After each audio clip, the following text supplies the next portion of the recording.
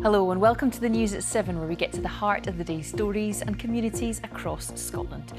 Tonight, 4 women tell BBC Scotland News they were sexually assaulted or raped by the same man in the 1980s and 90s when they were teenagers. The alleged attacks took place over an 11-year period in Dumfries. I maybe couldn't fight back when I was 18, but I can fight back now. We'll have a preview of tonight's disclosure investigation into these sexual assault allegations. Also tonight, a con man who tricked luxury hotels and stores into buying Scottish-grown tea that was actually from abroad is jailed for 3.5 years. We'll have all the sport with Sheila. What have you got tonight? Well, Lucy, we hear from inspirational swimmer Archie Goodman, who's not letting a brain cancer diagnosis stop him chasing his Commonwealth Games dream. Yes, we'll meet Archie later on in the programme. I'm Lucy White. Welcome to the News at 7.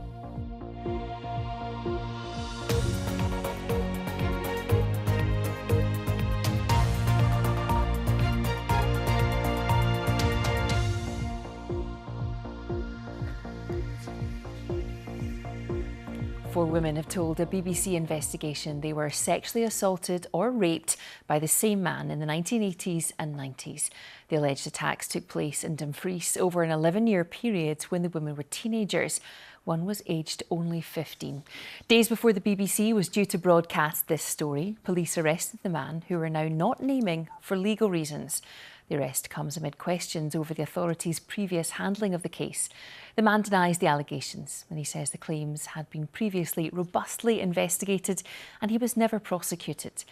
A warning: Mark Daly's report contains distressing themes about rape and sexual assault. I maybe couldn't fight back when I was 18, but I can fight back now. Fiona is one of 4 women who've told a BBC investigation they were raped or sexually assaulted by the same man in Dumfries.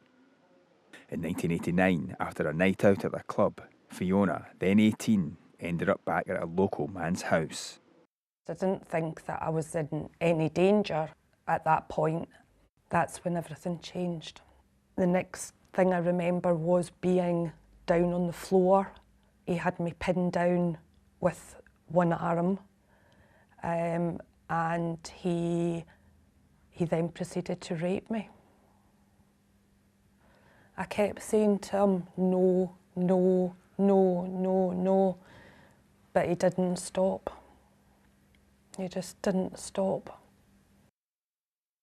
And then once he had raped me, I'll never forget, he said to me, he says, "I suppose you'll say I've raped you now." Just as casual as that. 5 years earlier, in 1984, Fee says the same man attacked her. She'd gone upstairs to lock up at the pub she worked at, and he'd followed her. He knew that there'd be nobody up there. He was prowling. And he put me right down on the ground. He pinned me to the ground and started kissing me, and I kept fighting with him and telling him to stop, and he wouldn't. I thought, "There's no way, you're not doing this to me." And I just fought and fought. Do you think that if you hadn't fought so hard, you would have been raped that night? Definitely.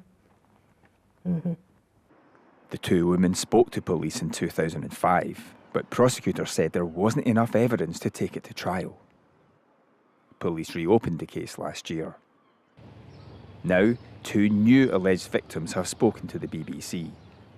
The details of one of them, who was 15 when she says she was raped, was passed to police 20 years ago, according to Fiona.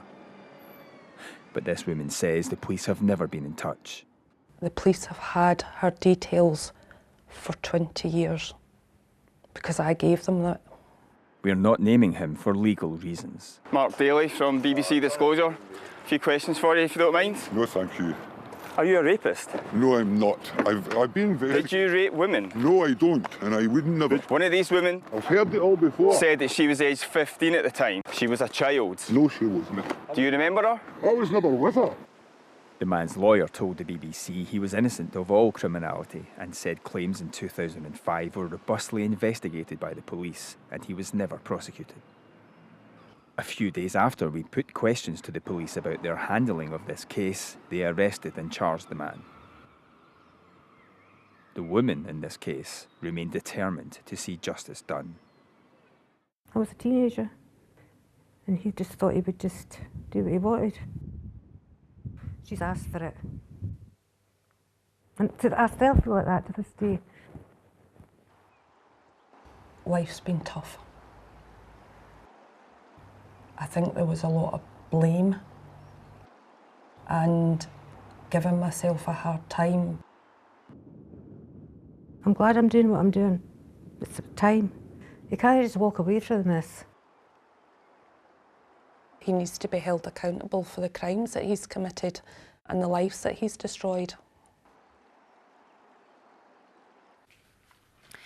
If you've been affected by child sexual abuse or violence, details of help and support are available at bbc.co.uk/actionline. And you can see the documentary, The Rapist in Our Town, at 8 o'clock tonight on BBC One Scotland and on iPlayer. Now, if there's a story you think we should cover or an issue in your part of Scotland which needs looked into, you can get in touch with us. Our email address is news7, that's all one word, at bbc.co.uk. And thank you for joining us on tonight's News at 7. We have more in the programme, including a tea fraudster who claimed his plants were grown in Scotland has been jailed for 3.5 years. After a cloudy day today, tomorrow offers something drier and brighter, but it will be a wet start. I'll have a full forecast later in the programme, including a look at this weekend's weather.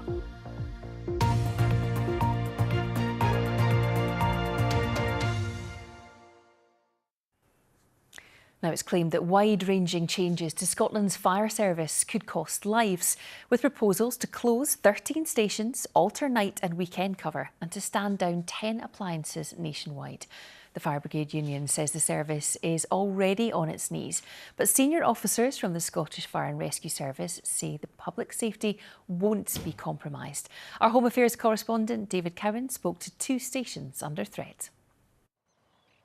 The 23 options for change presented by the Scottish Fire and Rescue Service will affect communities the length and breadth of Scotland, from the Northern Isles to the borders. 8 of the stations under threat of closure are in places like the Isle of Muck, designated long-term dormant because they haven't been fully operational for years due to a lack of a local crew. One of them is on Fetlar in Shetland. A third of the island's population of 56 is over 65. There aren't enough people willing or physically able to meet the service's requirements for on-call firefighters. If the fire station closes, people on the island are not going to feel wonderful about it, because it's sort of another nail in the coffin almost. And you just feel that, are we being supported or not? And so whilst I fully accept that the fire service probably has no choice but to do it, I would like them to try and think imaginatively about what could be done to provide some support for the people of Fetlar. The service's chief officer says communities like Fetlar won't be abandoned. Well, the reality is that those stations have not been available for a number of years, and we've exhausted all avenues in terms of trying to recruit people into that station in order to get the crew back to where it was. We also, now because we've done that analysis of risk in the area, we've identified that the risk is incredibly low in that area as well, and we believe that we can mitigate that risk by doing much more preventative activity in the area to ensure that people remain safe within their homes. Balmossy in Dundee is one of 5 urban stations under threat. The others are in Edinburgh and Glasgow. Balmossy currently has 2 appliances, one with a full-time crew, the other an on-call crew. The options include closing it or downgrading it to just having a single on-call appliance. Either way, its full-time crew would be moved to another station 4 miles distant. In Broughty Ferry, people are up in arms. I feel it gives security to the surrounding. There are a lot of houses around that area. We've got a lot of people, and I think the fire station should be fully operational. We need it. Why would they close? Why would they? We recognise that Balmossy has got really low operational demand.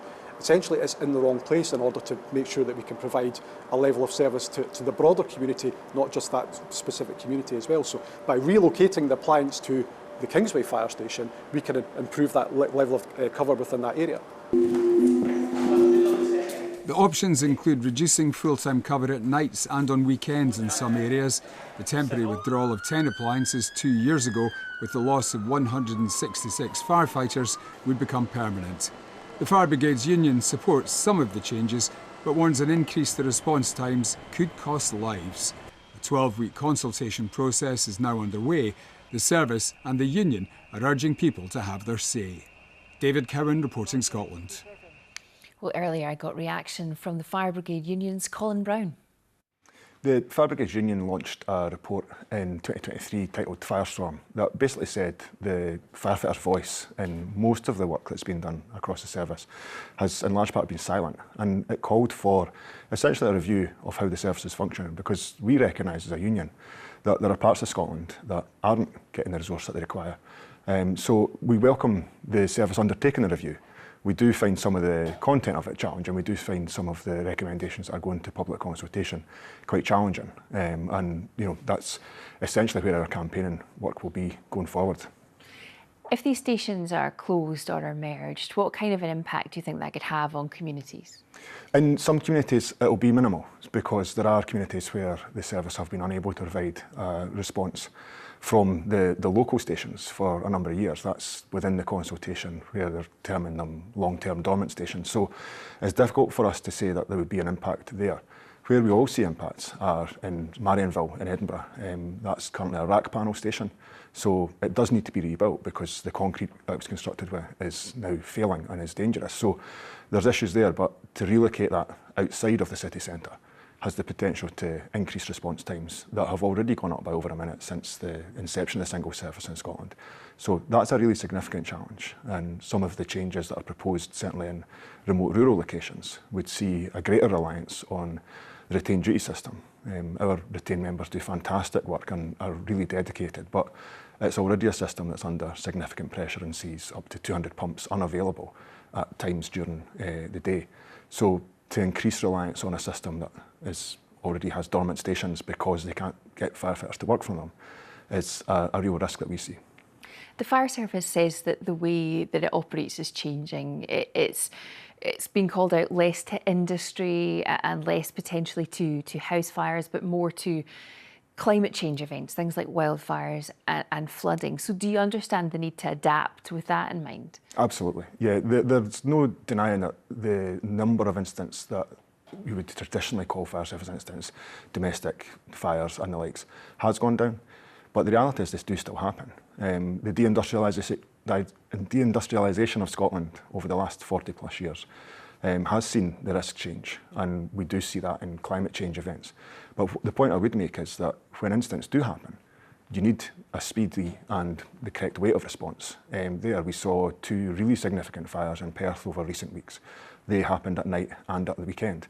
So any change that would see an increased response time to that type of incident has the potential to put people at risk. Colin, thank you very much for your time. Thank you. Now let's get a roundup of the stories making the BBC News app in Scotland. Glasgow City Council has been struck by a cyber attack. Online services, including paying penalty charges, are unavailable and customer data may have been stolen. A man's been found dead outside the Uniqlo shop on Princes Street in Edinburgh. Police Scotland said he was pronounced dead at the scene around 6 a.m. And Holyrood's Education Committee has heard former MSP Wendy Alexander was asked to leave her role at Dundee University for asking uncomfortable finance questions. Now, for more information on all of these stories, you can scan the QR code on your screen now. It will take you to the BBC Scotland News app, where there is more for you, including beamer and shugle. The Oxford English Dictionary is hoaching with new Scottish words. Now, a fraudster who tricked luxury hotels and stores into buying Scottish-grown tea that was actually from abroad has been jailed for 3.5 years. Thomas Robinson, who was known to his many customers as Tam O'Bran, was found guilty of the £500,000 scam last month. Stephen Godden's been following the story. So nice to see you. Isla Henderson began growing tea on the west coast of Scotland 7 years ago after hearing an interview with self-styled expert Tam O'Bran. All of these big plants here we bought from Tam. He claimed he was selling Scottish tea plants, specially engineered to handle the climate. In reality, they came from Italy. It was all very horrible when we found out that it was a fraud. You know, we really felt lied to, and we felt quite betrayed. He was very convincing that he was knowledgeable about the crop. Going to be mother? Wonderful. The £500,000 fraud also involved importing the finished product and passing it off as Scottish at inflated prices. To high-end customers and the media, he sold the lie with gusto. We've got global buyers coming in from China, North America, South America. He claimed to have supplied the Dorchester with the Queen's favourite tea, and he tricked Edinburgh's Balmoral Hotel into offering an exclusively Scottish tea menu. I could read these descriptions and see that he was alluding to specific plantations around Scotland. But I also knew that none of these plantations had actually produced any tea by this point, and that made it extremely suspicious. The tall tales of Tam O'Brien weren't limited to tea. He told people he'd spent years living in a canoe on the Amazon, that he'd been an army bomb disposal expert, and that he invented the supermarket bag for life. During his trial, prosecutors said he'd lied to everyone he encountered. Today's sentencing brings the fantasy to an end. Scotland's small band of tea growers can finally breathe a sigh of relief. Stephen Godden, BBC News. Now, still to come, we have the weather with Chris and an apology to the traveller community in Scotland. But first, it's sport with Sheila. Thanks, Lucy. Hello there. Archie Goodburn has always dreamed of swimming for Scotland at the Commonwealth Games. And that dream still burns bright, even in the face of devastating news. The 23-year-old from Edinburgh has brain cancer, diagnosed with 3 inoperable tumours. He accepts he may not live to see his 40s. Determined to make every day count, Goodburn is still focused on being picked for Team Scotland, while also raising awareness of the deadly condition. He's been sharing his story with Kerdine Idzan in an emotional interview. Team marks! Each plunge into the pool is more than just a training session now.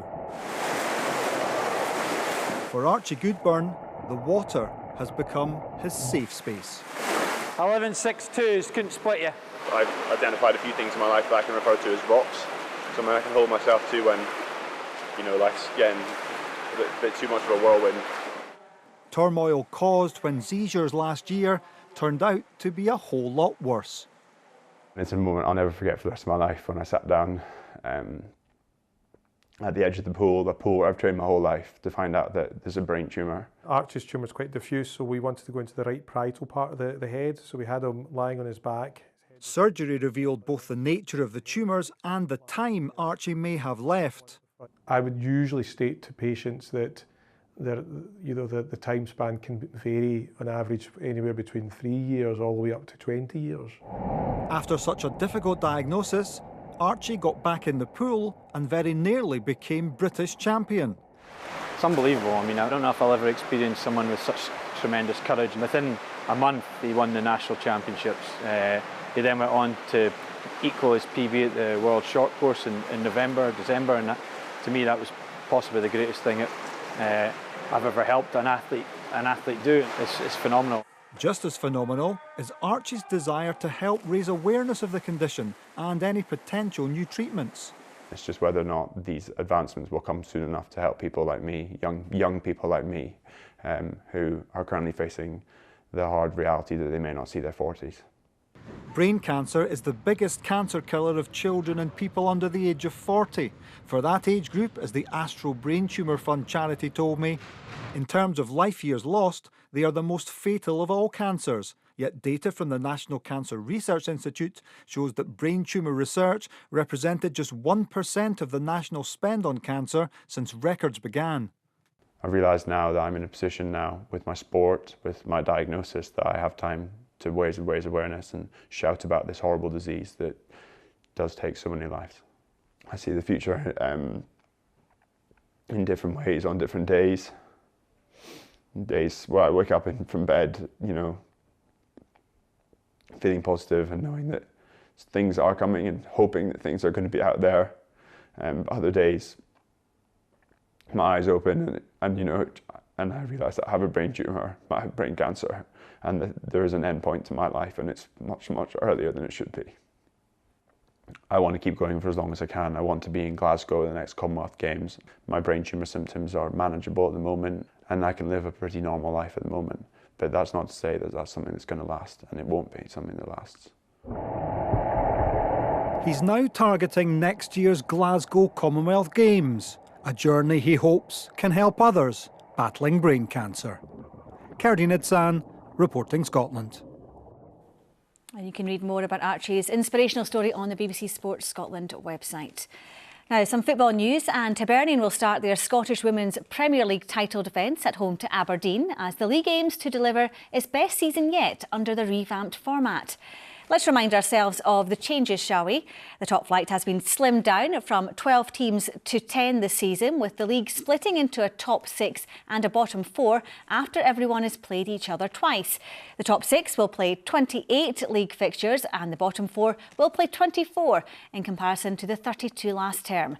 The new season kicks off on Sunday the 17th of August when last season's runners-up Glasgow City are at home to Motherwell and Rangers, who were pipped to the title, travel to Montrose.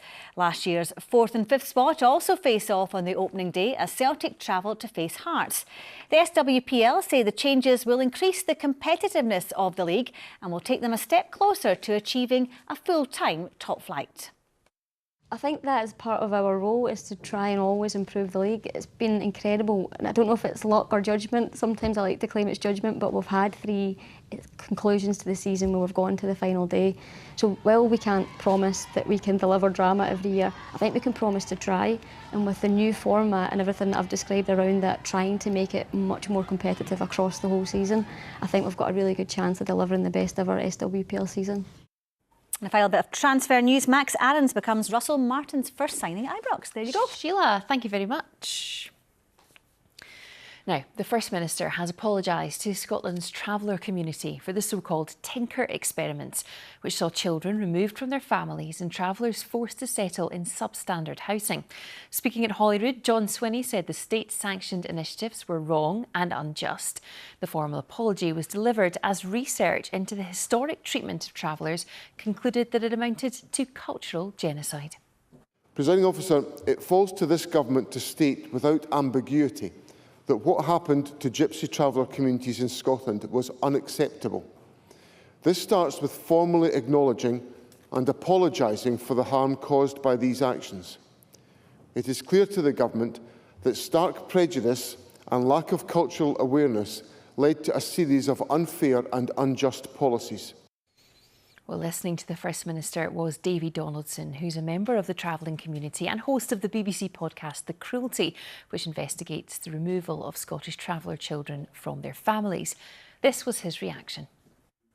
Yeah, I mean, First Minister said it himself, didn't he? It's been a long time the community's been waiting to hear those words, but the apology is just the start. I mean, to hear the First Minister on behalf of the country really take ownership of the lived experience of so many of our people, including many of my own family, it's a powerful moment. You know, it's a powerful moment to hear an acknowledgement of the trauma that our communities have suffered and the ongoing inequalities that we continue to suffer as a result of those racial policies that happened. So, yeah, I'm kind of taken aback. I'm glad he apologised. I was a little concerned that we perhaps would have, fell a little bit short of an apology. But it was an apology in full, so I'm very glad to have heard those words.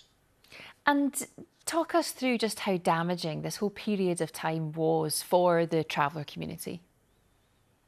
It's immeasurable. It's measurable, the amount of damage, both to the victims directly, so I'm speaking to the people who were forcibly settled, the people who had their families torn apart, they were forcibly removed from their families due to their ethnic origins. Due to being born travellers, they were seen differently from birth, and that characterised their life. But I'm also speaking to the indirect of them, the generations of Gypsy travellers, including many of my own people who continue to carry that load of never feeling quite belonging, always being seen to be people on the periphery, being seen to be people in our own right as a proud Indigenous people, but always being portrayed as a social plight. That really is what we talk about when we talk about the damage these social policies had. These social policies were rooted in the racialisation of Scottish gypsy travellers. They were rooted in the belief that gypsy travellers were different, that they were somewhat less than. And it was those beliefs and those stereotypes that allowed the racialisation of our people, but that validated the fragmentation of our cultures and our communities and our families. The First Minister mentioned that this was just the beginning. What else would you like to see happen? I think what's really important for the communities, especially the victims and the folk who are still feeling the impact of this transgenerational trauma, is truth and reconciliation, or to put it more bluntly, healing. We need to make sure that the government plays its role both legislatively but also in terms of being a leader in committing to the healing of gypsy traveller communities.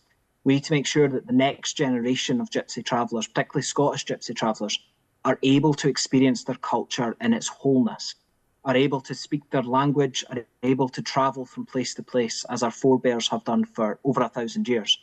We have to make sure that the culture is not just reflected on as a thing of the past, but is actively valued and actively included in the Scotland of the present and the Scotland of the future. That's the campaigner Davy Donaldson there. Let's get some weather now. Chris is here. Hello.